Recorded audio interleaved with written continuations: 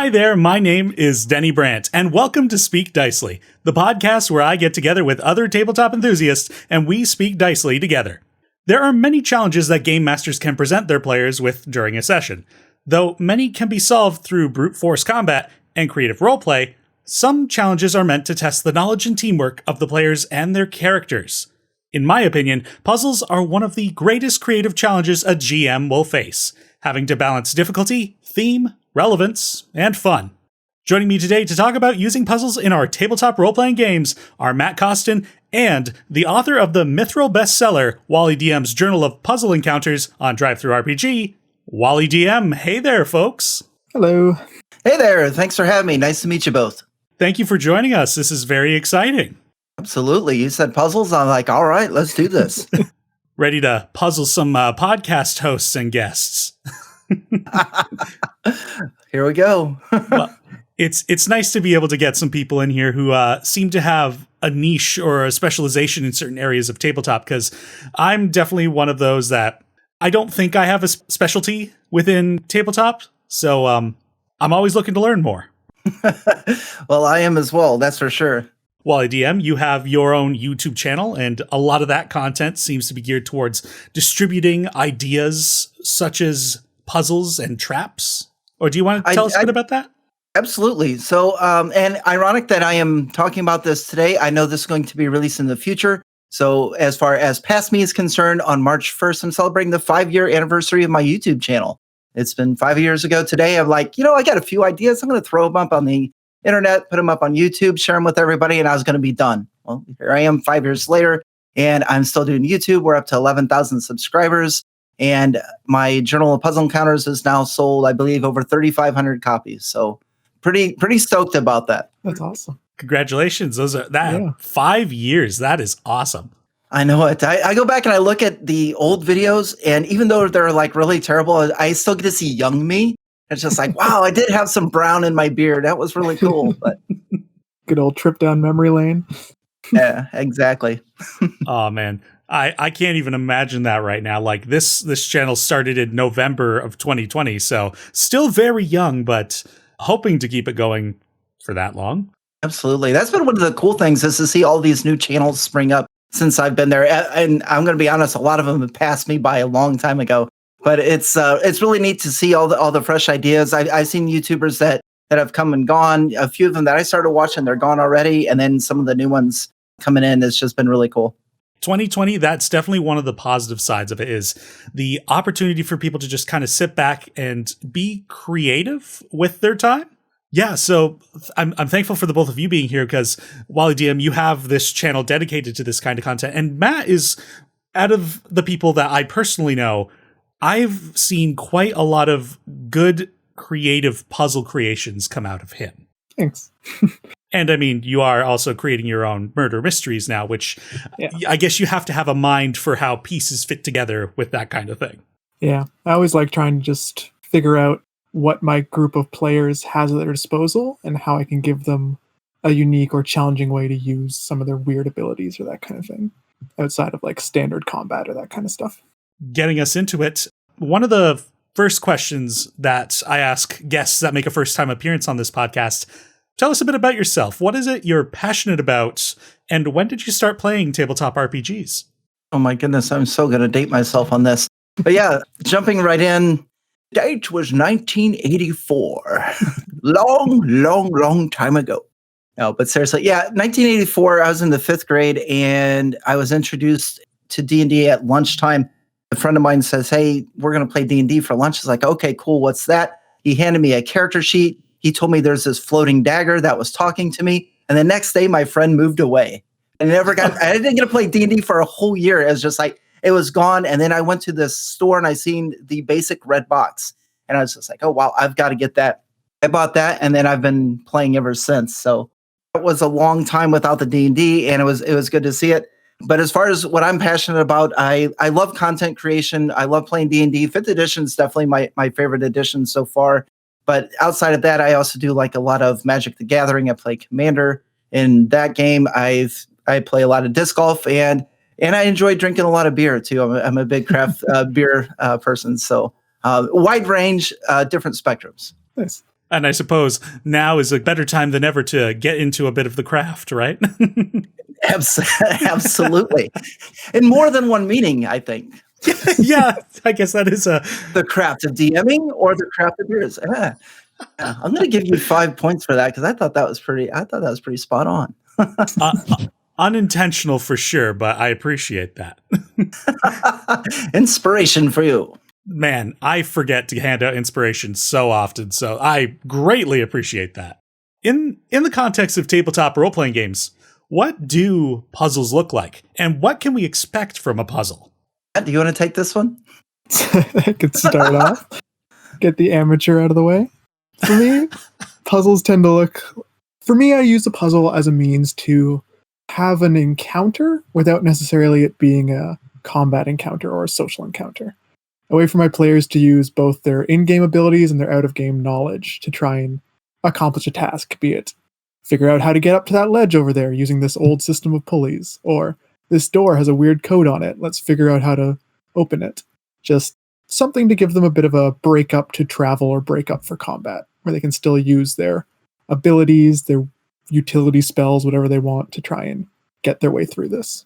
All right, Matt. Now you have me wondering if I have any secrets left because that definition was spot on, and exactly what you can't see my notes, I don't think, but exactly what I was going to say.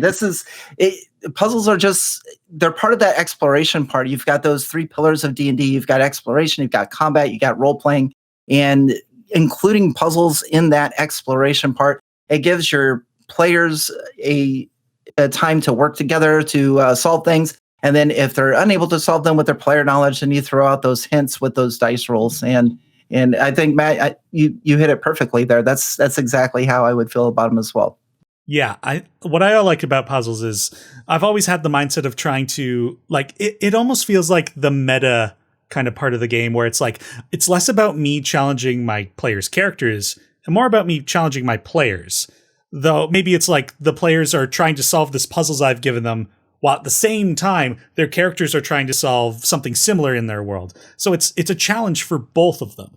Much so. And I think a lot of problems with puzzles too is some folks have had, I don't want to say bad experiences, but maybe that's exactly what it is, where they feel like the players part of it shouldn't be included with puzzles, where it seems like the 3 of us agree that the player knowledge is included when you're trying to do this specific type of encounter. But I have met a lot of folks that don't enjoy that part, where they think that everything should be either character or dice rolled.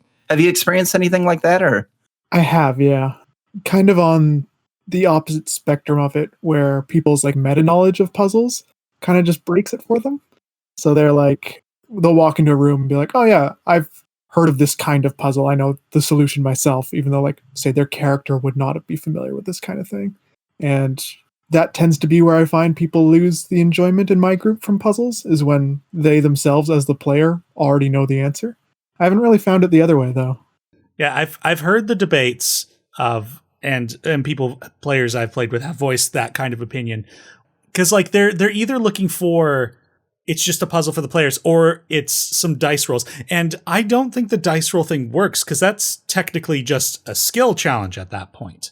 I don't feel like it really reaches what a puzzle is. Like if I had to lean to one side or the other, I would prefer going to the player specific as opposed to it being a challenge for the characters. Oh, absolutely. I like sometimes throwing in like skill checks into the puzzle. Like the player will figure out, let's go back to that pulley example to get to the top of a cave. They figure out they've got to use this pulley. It's a rickety old pulley. It's hard to use. Someone will have to make an athletics check to try and keep the pulley going while they solve the puzzle. So like you can include your character's skills in it, but make it in a way that they still have to think about a solution. It's not just roll to succeed or fail. They have to come up with a situation where they then make the roll. So why should GMs use puzzles in their games? Well, I think the primary reason is just to inspire teamwork. It's an amazing thing to sit back as a DM and present a puzzle or a challenge and to watch players tune you out as the DM or GM and then turn to each other and grab their scratch paper and their pens and problem solve on their own. And I don't know, I've always just found that amazing and fascinating to just watch that interaction. and bringing about that exploration part, including the part where the players are working together. It's just, I don't know. It's really hard to explain, but it's very satisfying as a DM or a GM to see that play out live. Yeah, I fully agree with you on that one. My favorite thing with doing puzzles is the teamwork aspect of it. Whenever I'm designing a puzzle or a situation like that, I always try and make sure that the puzzle can't just be solved by one player alone. Like, this person can't just do the whole thing on their own while everyone else watches. Everyone has to be a part of it. And that way they have to talk and communicate with each other. Because, yeah, I like people feeling included. You feel better when you work together and you all work together to solve a puzzle than when you all stand around and one person solves it for you. But that's been my experience, at least. Aside from teamwork, other things that puzzles can do for you is they can kind of be delivery systems for lore in your world as well. Because in the end, really, a puzzle is an obstacle for the players, right? There's something beyond the puzzle, or the puzzle is protecting something, and that can be several things. Do you guys have any particular ideas of what you might hide behind a puzzle? For me, it depends on what the puzzle is. The puzzle can be just blocking off the next segment of a dungeon, or slow down, or come as an obstacle for you progressing through the story. In that case, I would have it as being blocking a doorway, escaping a dungeon, that kind of thing. Whereas if I want, say, just like loot or like a bonus reward or that kind of thing, it might be like a vault they have to open, some side quest puzzle. Nothing that's really like too prominent or has to be solved. Yeah, and to tack on to that, because having it, what I call a lock and key puzzle, is where you go and you find the keys to unlock the door to continue on. Like you were saying, it's kind of like a gate to go on to that next level dungeon.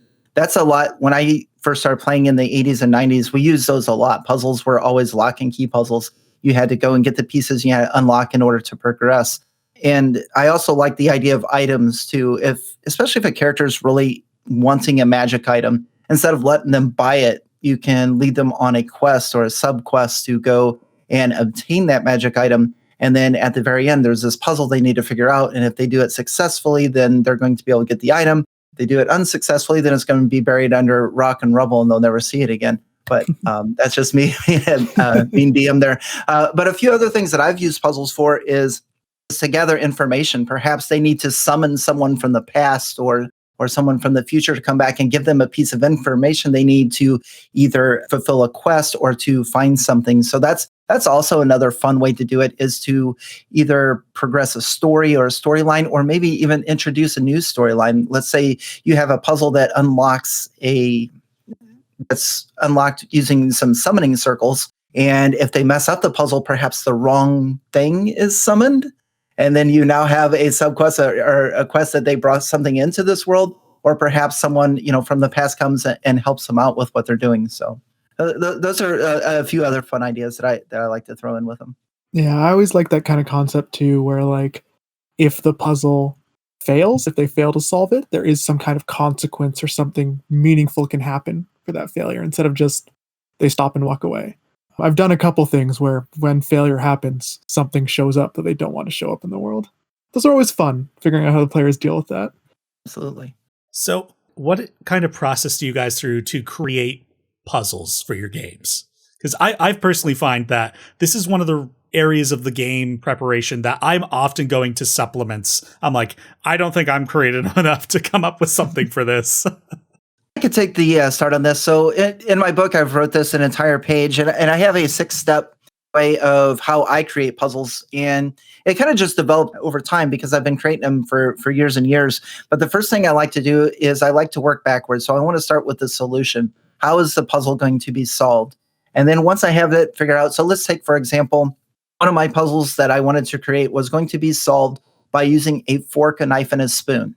So the solution is going to be a fork, a knife, and a spoon. So how am I going to accomplish that? So then the second I go with is the mechanics. So how's the puzzle going to work? What are we going to do with that fork, knife, and spoon in order to solve the puzzle? And then I go into the clues. How are the players going to know that they need a fork, knife, and a spoon to solve the puzzle? So now I start working on that. Once I get all three of those included, then I start going to the environment. Where am I going to put this puzzle? What's going to surround it? Is this going to be in an orc's kitchen? Is this going to be in a giant's lair, something like that? What am I going to surround this puzzle with? And then the fifth thing I'm going to do is reward and failure. What's going to happen if they successfully solve the puzzle? What's going to happen if they don't successfully solve the puzzle? And then the last thing I like to think of when I'm creating a puzzle is hints. What type of hints do I get? What kind of skill checks can I have them? If they can't figure out the fork, knife, and spoon, perhaps one of them has the chef's tools. We can have them use their tool proficiency. We could have them use a history check, a religion check, whatever it needs to do. But I like to note those as well, because what may be easy for me when I'm creating the puzzle isn't going to come through as easy for them. So I need to be able what hints can I give them that's going to clue them into my line of thinking? That's all I have. Yeah, that's a really good way to do it. I struggle a lot with that, where I've come up with an idea and I'm like, this makes perfect sense. Then I go to my players to run it and they have a completely different way of thinking about it. Absolutely. Yeah. So I think that's where your hint checks come in. When you're creating that puzzle, you just be like, okay, so, I'm over here at A, they're at D. How can I connect B and C to get to them? And, just get them in on my line of thinking, because I've run enough of them that they go like to Z and Y and way down there. And it's like all over, just like steer back just a little bit of railroading, get it back to where I need to be. I got to use hint checks and those kind of things more in my puzzles, because what my players tend to like to do is trial and error. So before they'll even really like look for a solution to that kind of thing, they'll be like, all right, what happens if I pull this lever? Like right off the bat. Yeah, I got to emphasize more to them that they can look around for maybe some clues or some tidbits of info that can help them with this, as opposed to pull and see what happens. Now, I've got a question. So I'm looking at your document here, and one of the first puzzles that you have in it is the prismatic owl puzzle, which I think this is a fun little thing you've got here. When you're setting up a puzzle, like in this one, I don't want to give away the secrets of this, but there is a small emphasis on the purple flowers as you're heading into the area. Mm-hmm. A detail like that might be easily missed, or the players might find as irrelevant at the time that you present that clue. Would you use just a hint check to kind of bring that attention back to it? Absolutely. And I would usually go with straight intelligence, because a lot of folks choose that as their dump stat. So I like to, there we go, let's bring this back. But no, seriously, I would use intelligence, or in that case with the flowers or something, maybe a nature check or something along those lines. I just trying to find something that would make sense in that area, and give it like a DC of 12 or maybe even 15 dependent. And while they're in the process of struggling with the puzzle, I would be like, for those that made it, be like, well, you remember those flowers when you first came in, the color seems to have some type of significance, though you can't place it. You think that the purple or the violet might mean something, and let them take it from there. That's good. I do a lot of those kind of small puzzles or like small things. And yeah, I'll usually do like insight checks for them to remember the clues they've found. Because I find like they'll find a map and they'll look at the map, and when they get it and give it a good look over, look at all the details off it, then they get to the point where the map leads them to and forget to bring out the map or forget what's on it. So I'll have them like roll to kind of remember, and I'll just feed them the info from the map that was important. Very nice. Yeah, and I don't think there's any wrong way to give hints, as long as you give hints in some fashion. And especially if it curtails to some of the character's abilities. I mean, that makes it fun too. If you can include an ability a character has that they don't get to use as much, and like medicine checks. I mean, there's not a lot of medicine checks. So if you can find a way to incorporate something like that in your puzzles, where you have one character that took medicine and let them use it, that's a lot of fun as well.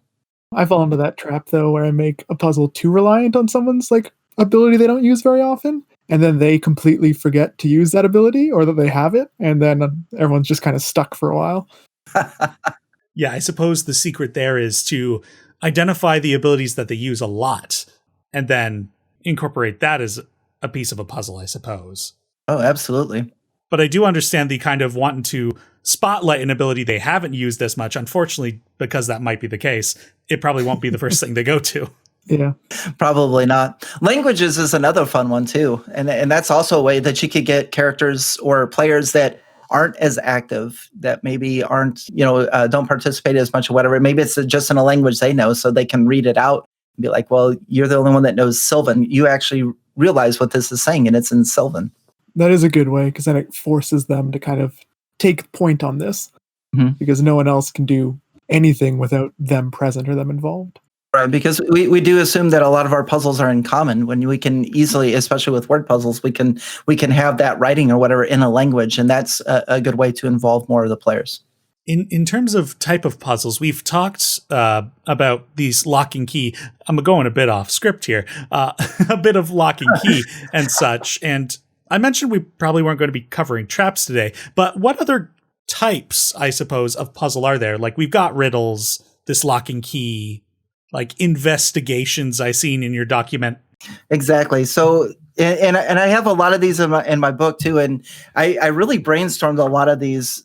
And I have like ability puzzle where it's solved primarily using your ability or your skill checks. There's combat puzzles where you are in combat and that has something to do with solving it. Co-op puzzles are one of my favorites where you need two people doing something at the same time. Those are a lot of fun because it takes more than, well, like Matt mentioned earlier, takes more than one player or one character at a time to solve it. And then you have cryptic puzzles, which are where you would take like a mixed up code or something like that. Pigpen cipher is one of them, or you can just take and mix up letters like letter A equals the letter H or something and let folks figure it out from there. One of the ones that I like is called a hub puzzle, which you have like you mentioned the prismatic owl, and the way that that's designed is to open up different areas of the dungeon at different times. So you find it's a lock and key, but you go in there and you put the first set in, it opens up to go one way, and then you find another key and it comes up and it just opens up to different areas. And then you've got like a maze puzzle too, where you have to do things in a certain order. You have to go through doors. The Legend of Zelda is a perfect example of a maze puzzle. If you've played the original, where you go through the forest, and if you don't go up, left, down, left, you'll be in the forest forever and you'll never make it out. And you'll be there at 3 a.m. on your Nintendo and going to be late for work and all of those things. And then you've got riddles. You've got your riddle puzzles. So a lot of people use riddles. And as you mentioned, you've got your trap puzzles where it's more of a trap. You've got role-playing puzzles, which I haven't really got a lot of those yet. I do have a few that I'm working on, but that's a lot what you would be doing, Matt, with as far as like mysteries and detective work and stuff, where you solve the puzzle through role play. You go and you ask questions and you figure out the solutions there. But those are a few that I came up with. I'm sure there's many more, but those are the ones that I've really concentrated on. I don't really have much more to add to that. Yeah, the only other kind of puzzle, which is mostly covered by the ones you said, I find are just a general exploration puzzle, like a point A to point B. Like, you can see the exit over there. How do you get to it? Like, that kind of thing is really the only other one. I still covered by your stuff, but that I'd run. Because, yeah, sometimes the hardest part is just like, we had one where the puzzle was essentially crossing a bridge, where it was a rickety bridge. It was very windy. We only had one character who was physically strong enough to cross the bridge without losing their grip. How did we get the whole party across the bridge? And that was like a puzzle that took us like an hour to get across. Oh my goodness. Did they make it? One person almost died. That's a good puzzle. We had a good plan where we went 2 by 2, where they tethered to each other. So if one person slipped off, the other person kind of counterbalanced. So they'd fall on either side of the bridge, which was working out well until the one pair slipped and fell. So they were counterbalanced. And the one guy hanging decided to teleport himself back up onto the bridge, which teleported him out of the rope and broke the counterbalance, dropping the other person off the bridge. Teamwork. Yeah. Absolutely. They survived the fall, luckily. It was close, but they did. And that's why I love puzzles. You've got this great story. I mean, that's it right there. That's why you run puzzles in your game as a GM, because when your players tell a story about that afterwards, they tell that bridge story. I'm sure they're all telling, yeah, remember that one time we almost died and trying to get across. There's only one. That's why you run it. It's the memories. That's amazing. I can attest to that because I was not part of that game, but I have heard this bridge story plenty of times. Yeah, a lot of stories come out of failing puzzles, I guess is a good way to put it. Or like coming up with creative solutions for puzzles. I liked one I had where they were in a abandoned amusement park. And this was one where they didn't pick up on any of the clues for the puzzle. So going through, they were like exploring this place looking for a ghost. And each time they'd come across a different attraction of the puzzle, I'd describe it like, oh, you found the roller coaster. It's the biggest roller coaster in the whole like province. They come across a Ferris wheel. I'm like, oh, it's the second biggest Ferris wheel in the whole province. And I thought that was just like a fun joke. Then they get to a room and they get sealed in the room, and it's slowly starting to fill with gas. And there's a pedestal on the other end of the room with 3 small statuettes. One of a Ferris wheel, one of a roller coaster, and one of, I think, like a swan boat ride. And there were 3 little platforms numbered 1, 2, and 3. So they had to figure out that they put them in the order. The first biggest, the second biggest. They never heard anything about the swan boat, but they could figure out from context that it's the last one. They didn't pick up on any of that. They just started to panic and just brute forced it and just tried every combo they could. Each time they failed, the gas started filling faster, but they got it in time to survive. That's awesome. Yeah, that's a perfect example. That's what makes D&D so cool with puzzles. It's nice, it's simple, it makes sense. That's amazing. I love it. Have you ever had a puzzle that was kind of a exploration type puzzle and the ability to fly kind of broke it? How do you mitigate something that could potentially make a puzzle irrelevant?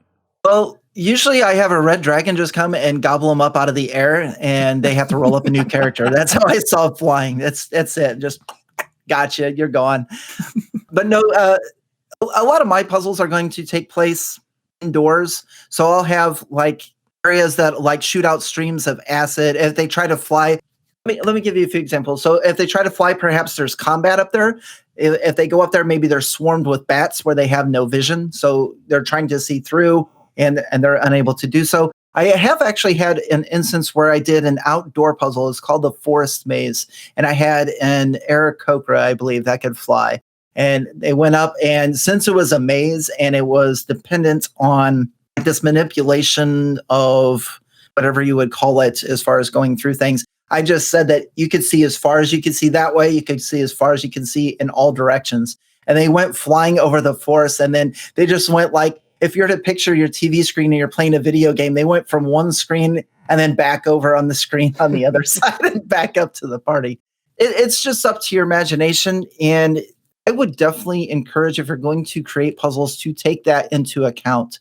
Look at the characters that are going to be playing it. I don't have a lot of experience with higher level characters. Most of the characters I play are usually 8th level or lower.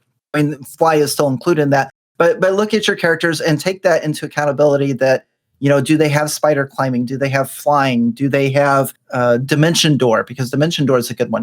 And take those into account. But you also have to remember, maybe one of them can fly, but the rest of them can't. So, yeah, I find, for me, at least with my players, things like flight and mage hand kind of limit the kind of puzzles I can do. Because I'm like, all right, anything where they have to get close to something, mitigated by the fact that they can just activate levers or push buttons from a distance. Getting up to a ledge, can't do that kind of puzzle because one person can kind of fly up and hang a rope down. So I've got to think about which kind of puzzles I can run based on the abilities. And I just find like those ones kind of just cut out whole sections of puzzle building I can do. That's definitely the hardest part about creating them, is working around those. But as far as like door puzzles go, don't ever be afraid to make sure that door is locked by a 72nd level wizard. You know, it can only be opened by a wish spell or solving the puzzle. True. I do that a lot. It works okay. Yeah, and I mean, in terms of that mage hand issue you just presented there, I think in the past I've introduced this element as pieces of puzzles is just dead magic zones, where it's like a small pocket area where it's just like, magic can't happen in here. Any solving has to be mundane. Yeah. Mm-hmm. I've done it too where like things are weighted. So like your mage hand can do 10 pounds of pressure, but it's going to need like 50 pounds of pressure on it. Someone's going to have to stand on it or that kind of thing. Yeah, that's a really good idea. I've used that anti-magic field a few times myself. There's one that was a combat puzzle that's in my book called the Bone Bash or something, where they need to go in and these skeletons just start popping up and magic can't be used, and they have to pick weapons from the rack. And the clue was to find the weapon that the skeletons were vulnerable to. So the only way that they could destroy the skeletons was with a weapon that did bludgeoning damage.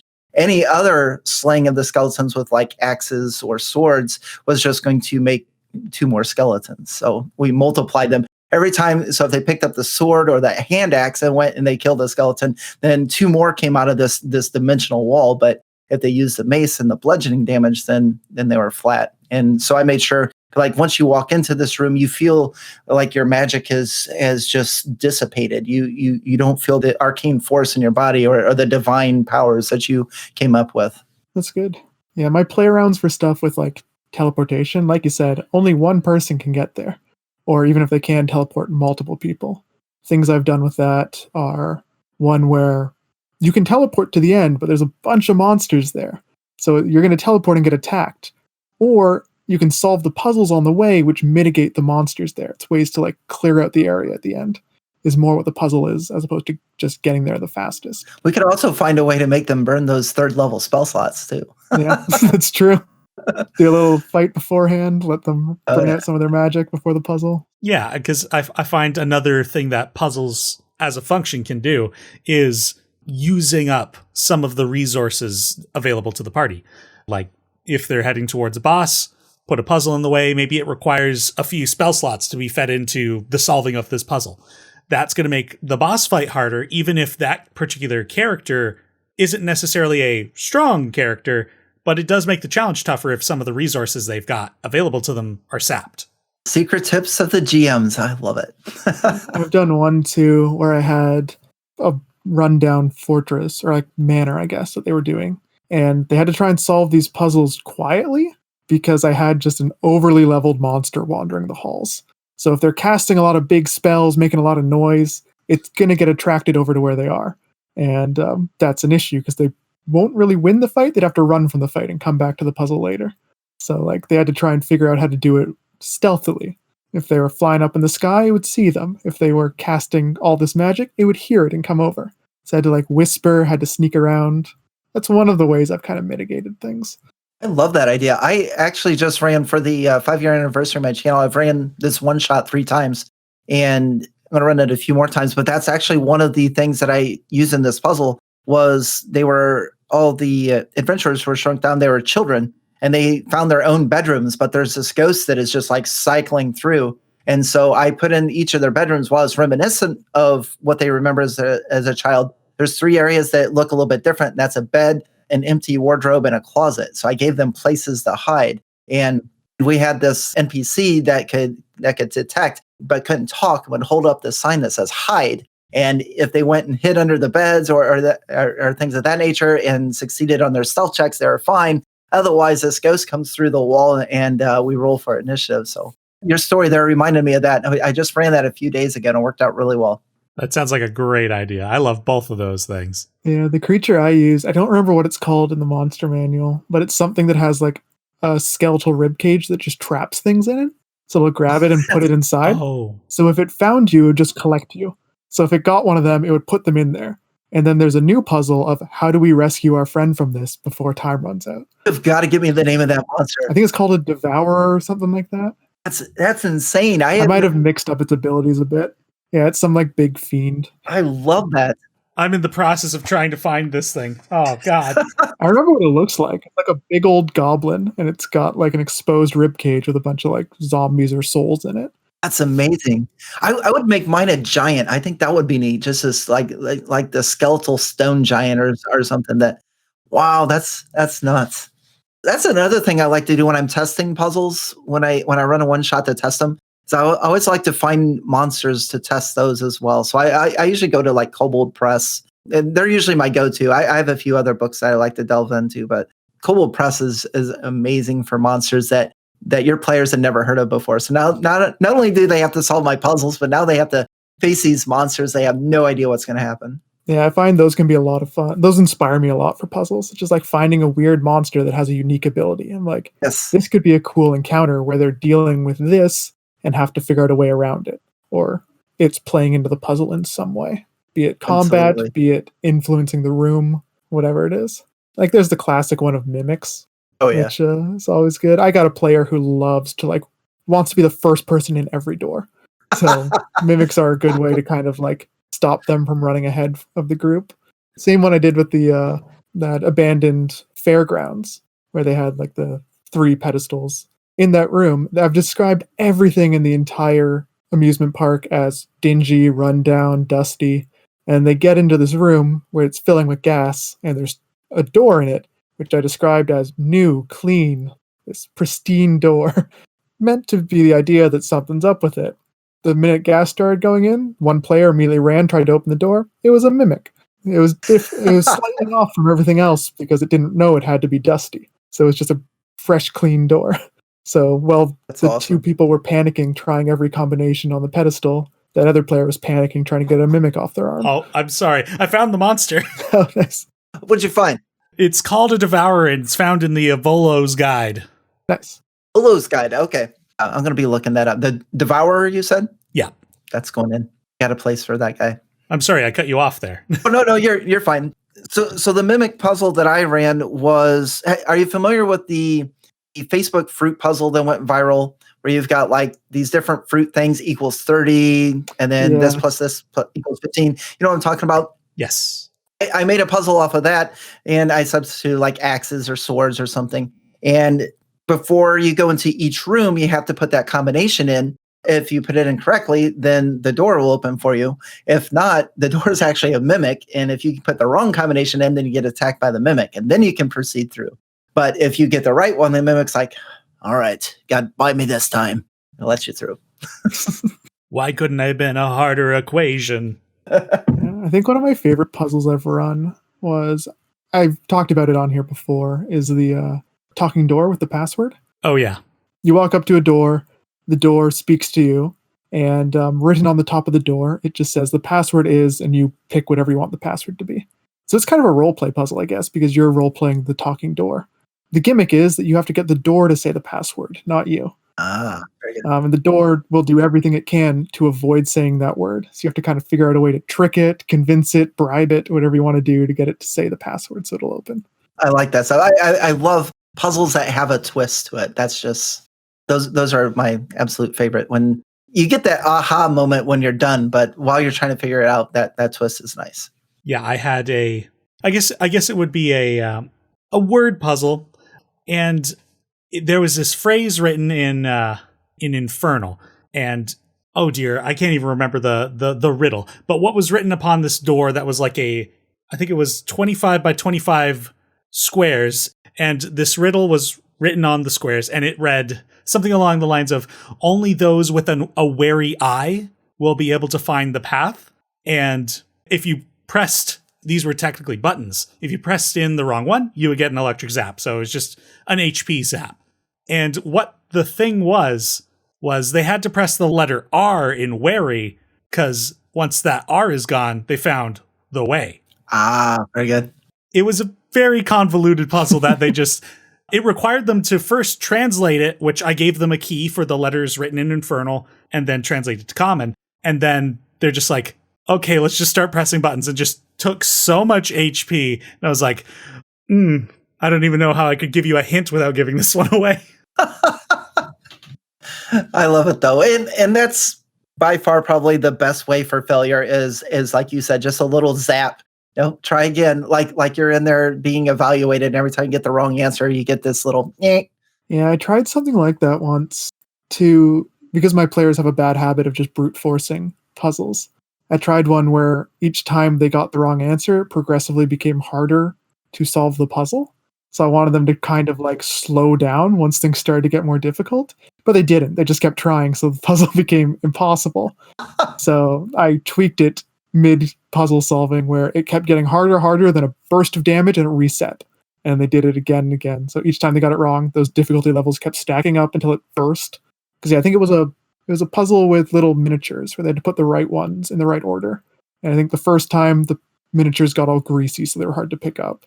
Then the miniatures all turned into the same miniature. So there's an illusion on them. So they could try and look through it, but it made it so you had to remember which position each one was already in.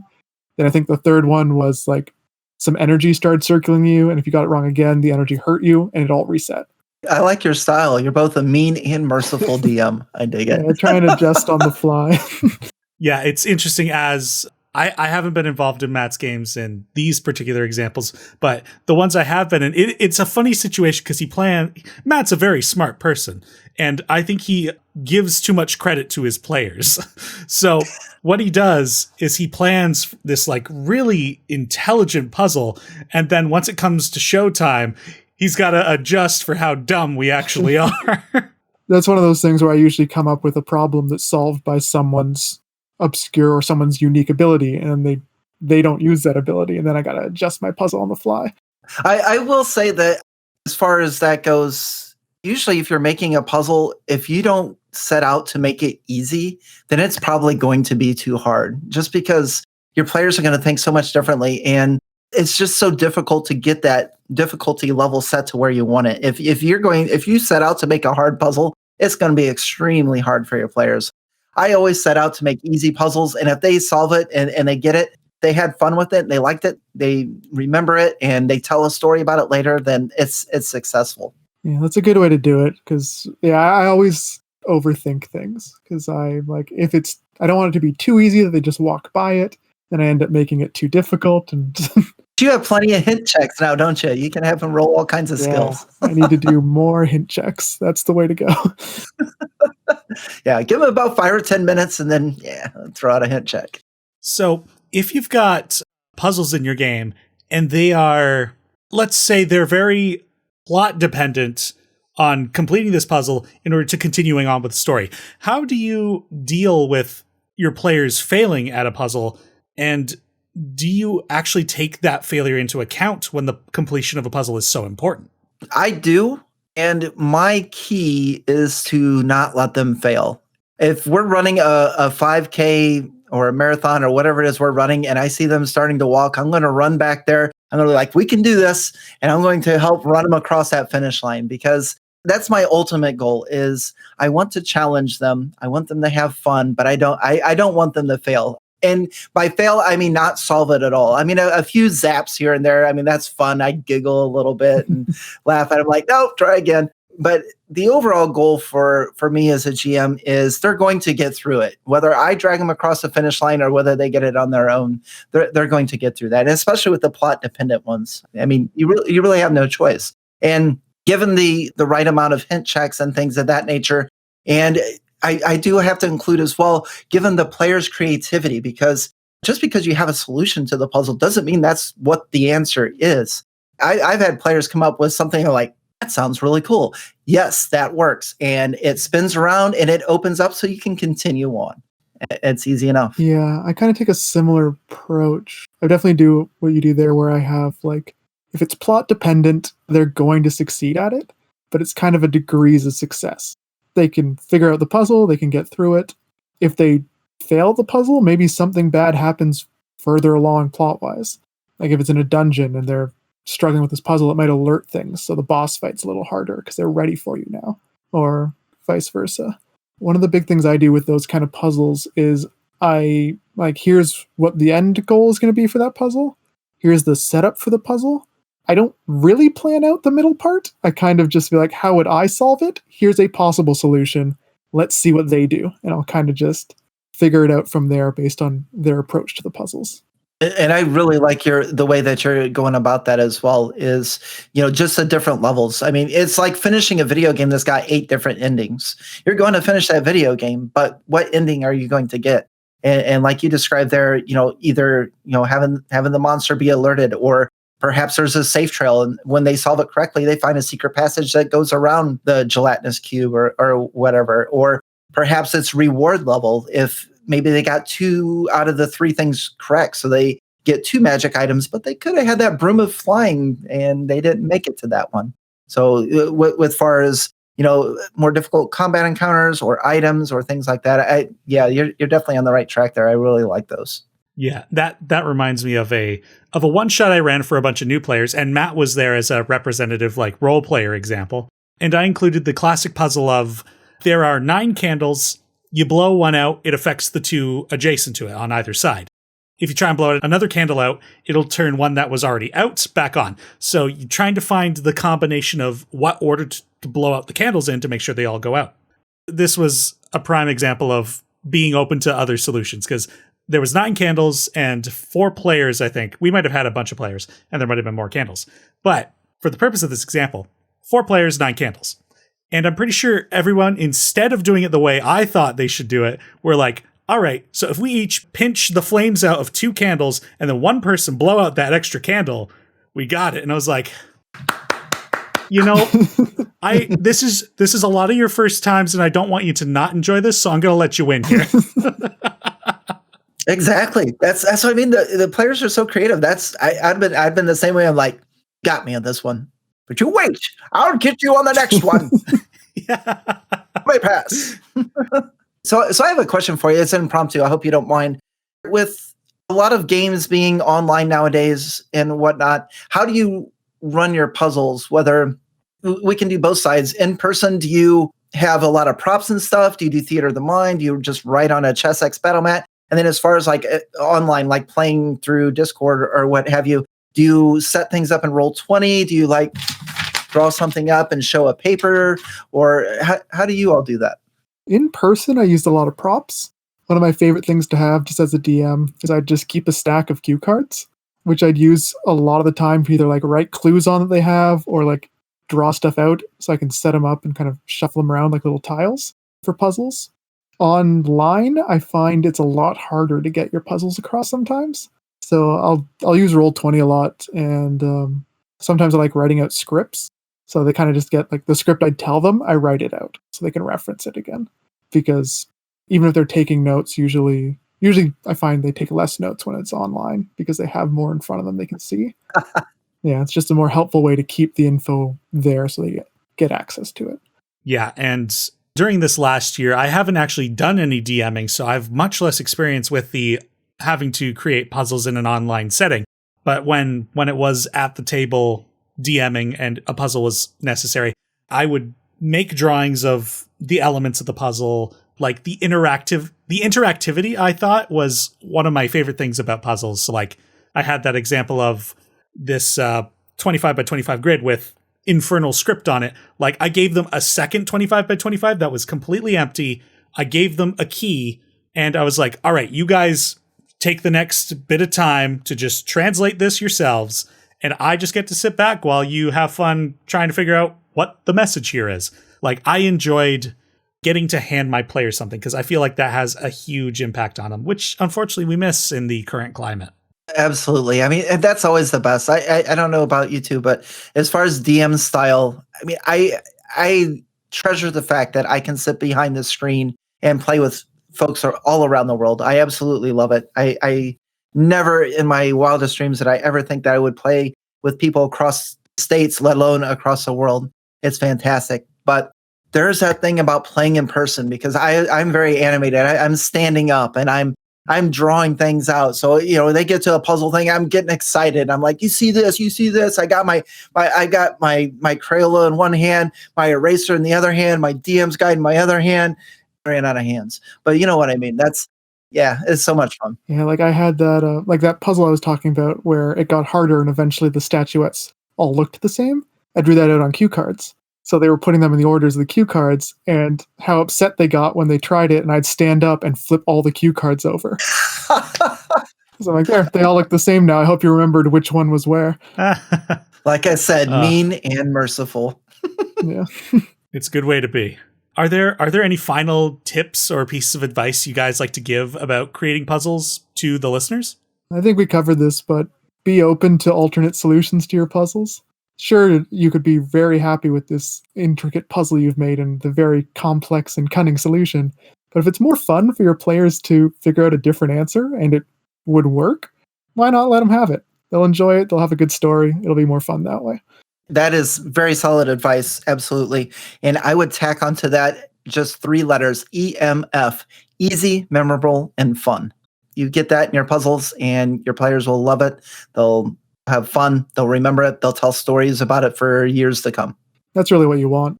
Anytime that the players will talk about the game outside of the game, you've won D&D. Absolutely. But yeah, I think that boils everything down quite nicely. 3 letters even. How would you guys feel about moving into a game? Sounds good. Fantastic. What do you have for us? The game we've got going on here today is a game where we're going to be able to put our homebrewing skills to the test.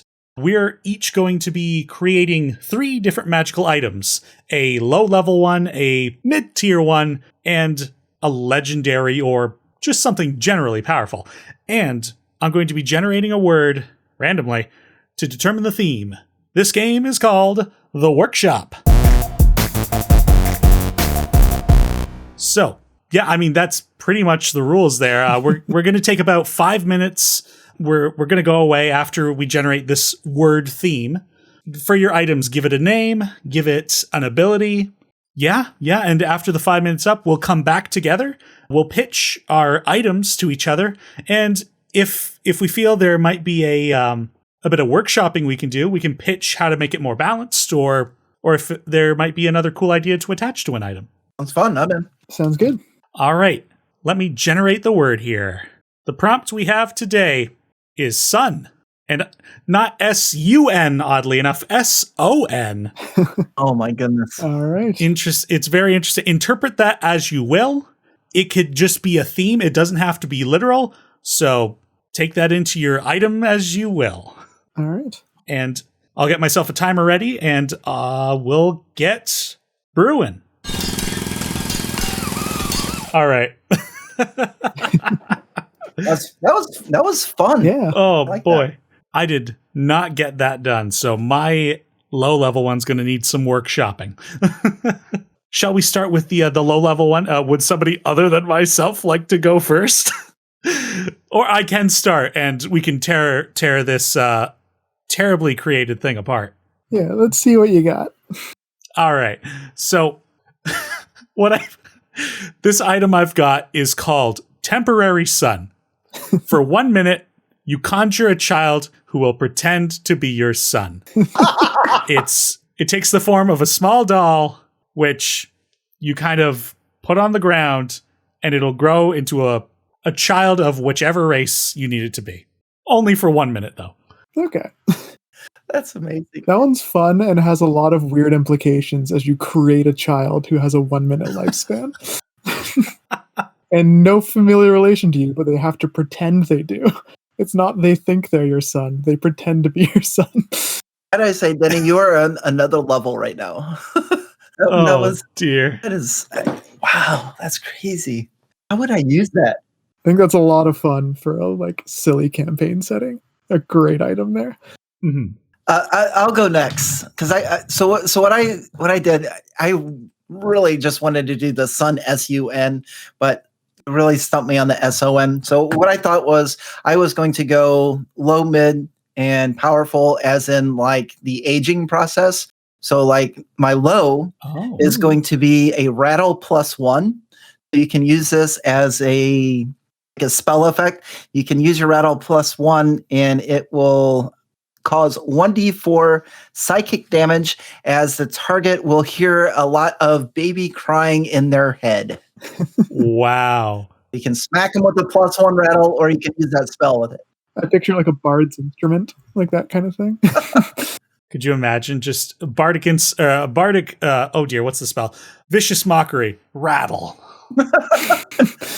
Mine isn't super creative, but mine's the Cap of Youth. When worn, it makes you appear as if you were a child version of yourself. I like that. Disguise self item, but only a very specific disguise of you as a child.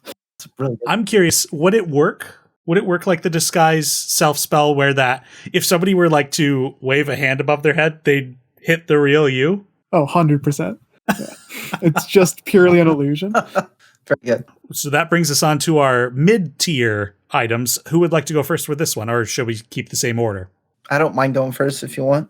We'll each take a turn going first then. So Wally, if you want to go first this time. Okay.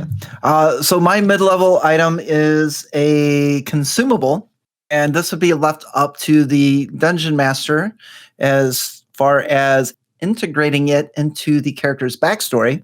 But written in it is the Book of Family Knowledge. This is passed down from father to son, and when they get of a certain age, they can read it, and it will have either one or all of the following: a tool proficiency, a skill, or an ability score increase. So something that would follow along the lines of a family tree and pass down from generation to generation. That is awesome. Yeah. Thank you. Mine for that one is, I just called it the Glass Bell. It's a small glass hand bell, and it can be used as a spellcasting focus. Or you can crush it, and if you do, the broken pieces of glass will form into a small creature, a small construct.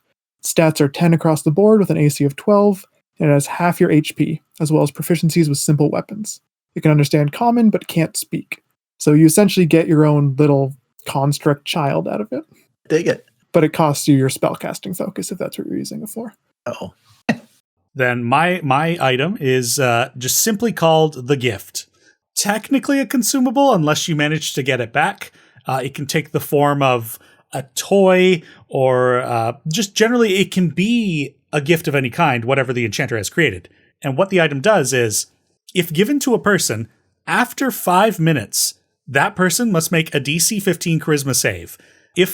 Or I guess I would have to change that to wisdom save. That doesn't make sense. Anyway, they would have to make a wisdom save. If the person it was given to is a child, they make the save with disadvantage. If the person fails, they will sing praises about you and your generosity, making you seem like a great person in the location you are where you're currently at. I like that. Cool. That's got some great role-playing opportunities right there. I love it. I was pretty happy with that one, much more than the low-level one. I'd like to have that in real life. Sing my praises. Look at how great I am. And all it cost me was a teddy bear. For my high level one, this was the first idea I came up with, and also the most grim idea I came up with, I guess. Uh-oh. It's called the Bloodline Bowl. It's just, I didn't really think of a description, some kind of bowl, either iron or glass. And the way it works is you fill the bowl with a person's blood, and using that bowl, you can use it as a scrying tool, where seeing into this bowl, you can spy on any person physically related to that character. So any of their descendants, any of their siblings, anything like that who's still living, you can see where they're at in the world. Oh my goodness, you do not want that in the hands of a villain. Oh my goodness. Exactly. That is crazy. Wow. Yeah, very devious. And in the hands of the players, that is a DM's nightmare. They're just like, all right, let's go into this bandit camp, kill everybody. Now put the blood in the bowl, and let's see what NPC we can make them make up on the fly. Yeah. All right, Matt, I got an extra inspiration die. Yeah, I would put a caveat on it, maybe, that you can only use one person's blood in it at a time, so that you can't just fill it with a mixture of people's. Ooh. It could also be, there could be a negative effect if you mix bloods within the bowl. Yeah, get muddied results. Across the streams. Yeah. Wow. So my high level item is called Pendant of the Inner Child. And using this pendant, you can project your inner child into a space within 5 feet of you. The projection lasts for 8 hours. You can use your inner child's senses and move them around as if you were walking.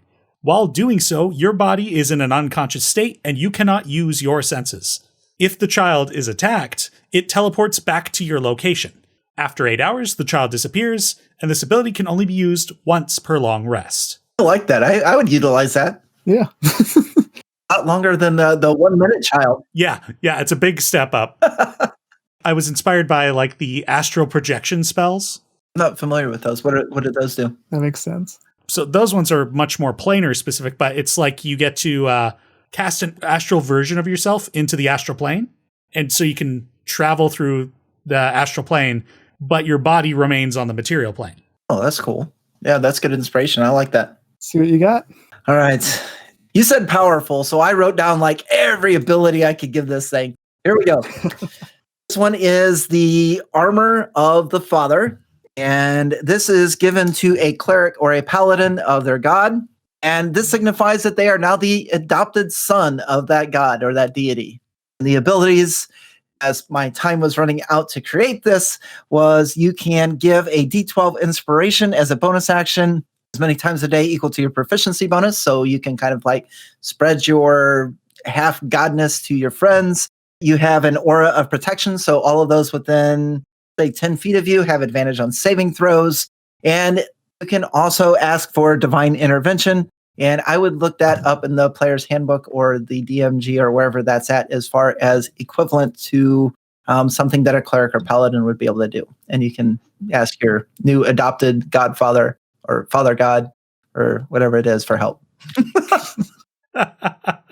That is amazing. Guys, these are all superb items. Yeah, I like that one because it kind of lets you multi-class without multi-classing. So like if story-wise you want to like your person becomes religious or like a disciple of a god, you don't have to like take your next level in cleric to make that fit better. You can just put on this armor. Nice. Yes, absolutely. That'd be fun. Yeah, these are some great items. Holy cow. That was a very fun little skill challenge. I never you put the pressure on like that. It's just like, all right, I got it. You know. Yeah. And of course, the items you've created, they're yours. Speak Dicely will not use those in any means. So have fun with your Armor of the Father. Yes, and I will be printing those in my next book, and I might even put like little asterisks in there and mention you. Oh, that'd be awesome. Yeah, so that'll be in there. That's one of the things I like to do with my books is anyone that's helped me along the way, give me ideas, whatever. I like to throw their name in it because that would be awesome. So you might see that someday. And I'm considering this a successful workshop. Well done, adventurers. Good job indeed. And this does bring us to the final section of today's podcast. This is Question Dicely, our chance to hear from the listeners.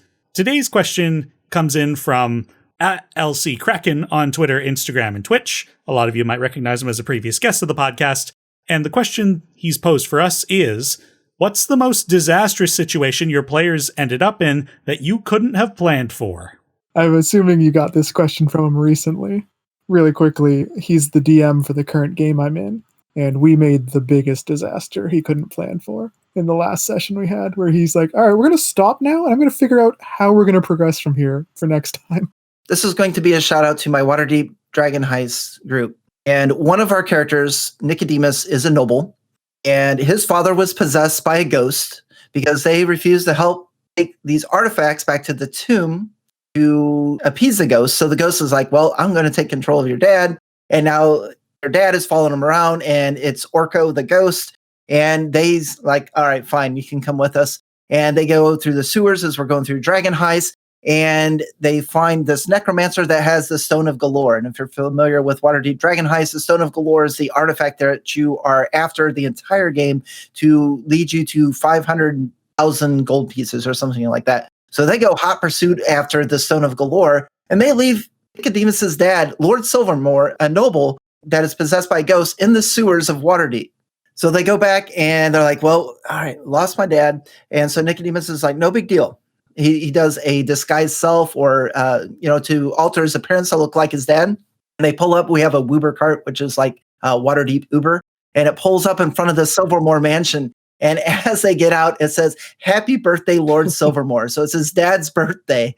They left him down in the sewers. And Nicodemus is going to impersonate him while all of his friends, all of his family, all of his work acquaintances are there at the mansion ready to help him celebrate his birthday. Oh, that is hilarious. It was fun. Oh no. They did eventually find him. He was wandering the streets, and they finally got him back, and it was pretty good. I can't imagine a more like dangerous situation. Well, for me, I feel like I'm part of a lot of disasters as the player, but as a DM, the biggest one I can think of right now is I think I touched on this encounter in the Planning Encounters podcast we did with Anthony, where I had a mirror with a bone devil in it. It had information that the players needed to find some magic MacGuffin that could amplify magical powers. I think it would let you cast a spell at a higher level. But it was trapped in this magic mirror. And it gave them the instructions. It's like, you need to speak my name and the release command to let me out of here, and I'll tell you where this item is. So they go, they find the book that has it, because the creatures in the mirror can't say their own name. So they find it, they get back to the devil, but they don't fully trust this guy. So my player, Adrian, who's been on the podcast, he's got the book in hand. He's like, all right, I flipped through the book to a random page. So I'm like, okay, like I didn't think they'd try that. So I just had the like monsters page open on D&D Beyond. And I was like, okay, just roll me a dice. And he got a number. I went to that number on my list, and it was a blue slod. For those who don't know, they're these big frog-like guys with these claws on their arms. They're very strong. And if they infect you or hit you with a claw, they can implant like an egg in you, which will turn you into a slod. So this is a scary monster. The intention was to dissuade him from randomly releasing things, because he was going to let something else out to see if it worked. The way that encounter and puzzle was going to go is when you release somebody, you swap places with them. So they had to find a way to get like the devil out and then get their player out who got sucked into the mirror. So what happened was he's like, what's a slod? And I described him like, oh, it's this big blue frog thing, this and that. I forget that Adrian loves frogs. That's like one of his favorite animals. So he's like, oh, frog thing, sure, and releases it. So he releases the slod. He gets sucked in himself, and his two companions who are with him each get infected with the slod egg. Their solution to save everybody was smash the mirror. What that did, I wasn't sure what it would do until that point, but I figured at that point, I'll just have the mirror start releasing everything that was in it. So all these high-level monsters start getting released out into this castle they're in. So for them, it's a race against time to get out of there, as like elementals, dragons, demons all start flooding out of this mirror. So it's pretty disastrous because the implications are now that they released a bunch of terrifying monsters into the world they had to deal with. And on top of that, 2 of their players are infected with a disease that's slowly killing them and turning them into mindless frog monsters that they have to deal with. So that's probably one of the worst situations they've got themselves in that I didn't think was a possibility until partway through that encounter. I gotta laugh. Matt, your choice of monsters are amazing. I love it. I never would have thumbed to the monster manual to those 2 monsters, and now I want to use both of them. That's amazing. What a great story. Yeah, it's a frog. I love frogs. Let's do it. Oh, come here, froggy. Oh my goodness. Didn't think that through at all. He didn't even get to see the frog because he got stuck in the mirror. Oh, that's His true. 2 compatriots had to deal with it. That's awesome. Mirror life trapping is what that sounds like. That's great. For my own disastrous situation, I had planned my players were in it's an underground setting for this campaign, and they were in this kind of city of sin. So it's just very sketchy, like a lot of gang activity going on. And they were working for one of the gangs. And essentially, they were tasked with wiping out their rival gang and retrieving one of their operatives that had been captured. It turned out the operative they were retrieving was a personal rival with one of the player characters, and that rival NPC had a cursed item on him, which the player knew about and knew how to exploit. And essentially what happens is, if he says that NPC's name 3 times, the NPC vanishes to a predetermined point in the material plane, and they just have to make their way back to wherever they were, just by walking. So it's really just an inconvenience on that NPC. So they bring this operative back to his gang, and the gang's like, oh, yeah, thank you for bringing him back. We're your allies. But then that player who knew about the cursed item said that NPC's name 3 times and caused him to vanish. The gang immediately went hostile, and the party fled. But then they were like, well, we already wiped out one gang. Why not wipe out both of them? We'd be doing the city a service. And I did not anticipate them doing this at all. They were supposed to be allies. And I knew that this gang they were working for was secretly run by a beholder, which they were totally underleveled for. And I was like, all right, here we go. They go back to the gang. They confront the leader that they had been, the leader in quotations, that they had been working with, and pursue her through her base. They catch her. They end up killing her. And at which point the beholder reveals themselves, and the party is like, oh boy, resulting in all but one of them being captured for slavery. And that player that got away, also the same player that caused this whole situation, to have to go and recruit new adventurers to save his former party. That's brutal. Oh, that's awesome. I love it. Oh my goodness. It was really funny too, because like I just had everybody who was captured. It was like, all right, everyone make new characters. Your friend that got you into the situation is going to come hire you next session. That's brilliant. I love that. Gosh, I love that idea. That's so cool.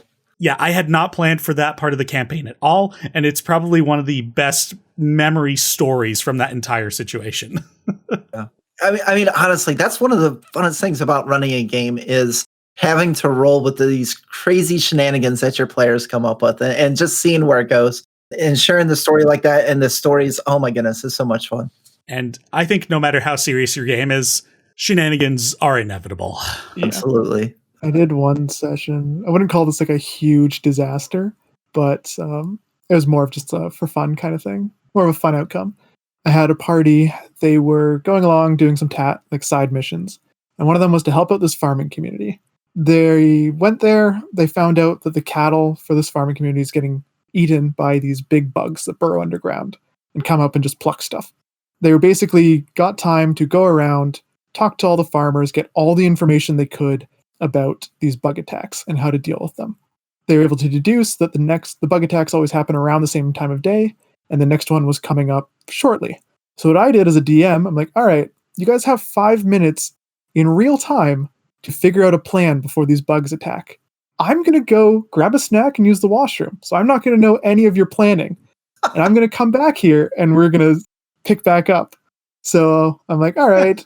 I go off, I get myself something to drink, use the washroom, thinking about what they might come up with. I'm like, oh, maybe they'll use some of the equipment here to do something. Maybe they'll set a trap, lay some spells out, this kind of thing. I come back, I'm like, all right, so what's the plan? They're like, one of our characters is going to stand in the middle of the field. I'm like, okay. And the rest of us are up on this barn roof. I'm like, all right. What else? Like, that's it. And now we wait. I'm like, all right. So their plan was to use one person as bait. So they survived the encounter, but it immediately led into the one guy on the ground getting jumped by a bunch of burrowing bugs, and the two on the roof having to come down and rescue him once he got knocked out. Oh my goodness. Of course. Of course. It's awesome. That is so good. Yeah, Matt, I think you give us too much. You overestimate our tactical abilities. Yeah, I think they just overestimated their own defenses, because the one guy's like, I have a super high AC, so the bugs won't be able to get me. And then one just grappled him and started to try and eat him. So he's like, well, this isn't good. That's fair. For the listeners at home, if you would like to submit a question to Question Dicely, send an email with your question to dicelychannel@gmail.com. And don't forget to leave a social media handle for me to give you a shout out. And it's at this point that I'd like to thank both Wally and Matt for joining me on this episode of the Speak Dicely podcast. This was a lot of fun. Yeah, had a great time. Thank you very much for having me. I enjoyed it. Some really good laughs tonight. That was good. Thank you. Yeah, it was great meeting you. Yeah. Would you both like to promote any projects and your social media to the listeners at home? I think I've said this before. I make murder mysteries that can be played over Discord. Groupchatgames.ca is the website for that. You can go find out more information there. And I am Wally. I have a YouTube channel called Wally DM. I demonstrate puzzles, traps, quests, things like that to help DMs and GMs put things into their game. Please go over and check that out. It is just YouTube, Wally DM. And I also have a Mithril best-selling puzzle book. It is called The Journal of Puzzle Encounters. You can find that on DriveThruRPG and pick up a very cheap PDF that has 60 puzzles and 100 crazy, weird, eerie, weird dungeon rooms in it. And I think that is only $4.99 for you for the PDF. So definitely great buy there. And then if you want to follow me on Twitter, I talk a lot about D&D, Magic the Gathering, and post pictures of my beer or my disc golf that I'm playing. And that is at WallyD2. And as always, for the listeners, any of the links for all of their social media and their projects can be found in the description below, whether you're watching this on YouTube or listening it to wherever you listen to podcasts. And once again, I'd like to thank both of my guests for joining me on the podcast. I learned a lot. Me too. I did too. Thank you very much for having us on. It's a pleasure. And if at some point you would like to come back, just hit me up. I would be happy to have you. All right, we'll do. And to the listeners, thank you for tuning in to Speak Dicely. My name is Teni Brant, and I will speak Dicely with you again soon. Bye-bye. Bye. Care. You can find the Speak Dicely podcast on Podbean and most anywhere that you listen to podcasts. Follow Dicely DnD on Twitter, Instagram, and Facebook, and be sure to subscribe to the Dicely DnD YouTube channel, where you can find our video series on how to play Dungeons & Dragons, as well as other videos. The Speak Dicely podcast is produced and edited by myself, Teni Brant, and the intro and outro music were created by Salik Brant. I thank you for the support, and we'll see you next time on the Speak Dicely podcast.